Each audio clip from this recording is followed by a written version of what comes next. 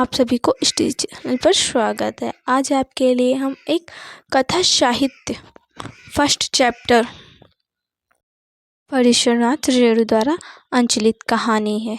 पंचलाइट कहानी के प्रमुख पात्र का चित्रण। ये हमारा क्वेश्चन है, पंचलाइट कहानी के प्रमुख पात्र का चित्रण। यहाँ से हमें यह हेडिंग हमने डाली है, पंचलाइट कहानी परिश्वरनाथ रेणु की एक अंचलित कहानी है। इसके प्रमुख पात्र गोधन के चरित्र की विशेषताएं इस प्रकार हैं। फर्स्ट हेडिंग, योग्य युवक। गोधन पंचलाइट कहानी। गोधन पंचलाइट कहानी का एक ऐसा पात्र है जो अशिक्षित होते हुए भी योग्य है। पेट्रोमैक्स जलाने का कार्य उसकी बिरादरी का कोई भी व्यक्ति नहीं जानता था, परंतु उसे जला देता है वह उसे जला देता है। गोधन पंचलाइट कहानी का एक ऐसा पात्र है जो अशिक्षित होते हुए भी योग्य है।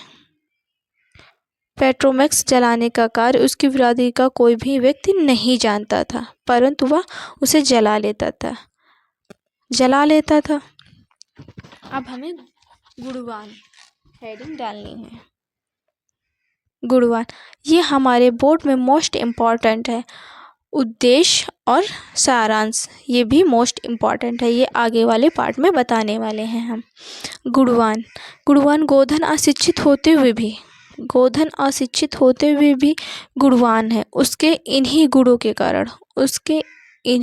के कारण टोले का सरदार उसकी सभी गलतियों को माफ कर देता है तथा उसे फिर से अपने टोले में सम्मिलित कर लेता है। गोधन अशिक्षित होते हुए भी गुणवान है। उसके इन्हीं गुणों के कारण टोले का सरदार उसकी सभी गलतियों को माफ कर देता है तथा उसे फिर से अपने टोले में सम्मिलित कर लेता है। थर्ड हेडिंग, विवेकी व्यक्ति गोधन अशिक्षित अवश्य है, किंतु विवेकी है। पेट्रोमैक्स जलाने के लिए स्प्रिट उपलब्ध नहीं थी, तो उसने गरी के तेल से ही पेट्रोमैक्स जला दिया। गोधन अशिक्षित अवश्य है, किंतु विवेकी है। पेट्रोमैक्स जलने के लिए स्प्रिट उपलब्ध नहीं थी, तो उसने गरी के तेल से पेट्रोमैक्स को जला दिया। फोर्थ हेडिंग, वर्ग भेद से दूरी। गोधन मुन्नी परस्पर स्नेह रखते थे। गोधन जाति पाति द्वेष आदि के चक्कर में नहीं पड़ता था।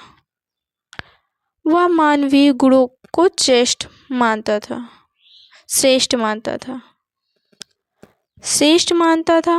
उसके लिए सभी व्यक्ति एक समान थे। गोधन और मुन्नी परस्पर स्नेह रखते थे। गोधन जाति पाति द्वेष आदि के चक्कर में नहीं पड़ता था। वह मानवीय गुणों को श्रेष्ठ मानता था। उसके लिए सभी व्यक्ति समान हैं। निडर, फिफ्थ हेडिंग, गोधन भी एक निडरता का गुण है। गोधन में निडरता का गुण है। वह गाना गाकर मुन्नी के प्रति अपने प्रेम को प्रकट कर देता है। निष्कर्ष, अतः कहा जाता है कि गोधन ग्रामीण प्रदेश में पलने वाला उपयुक्त सभी गुणों से युक्त एक आदर्श लड़का है।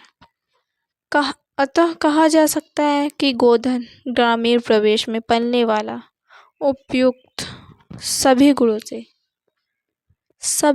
से व्यक्ति एक आदर्श लड़का है। सभी गुणों से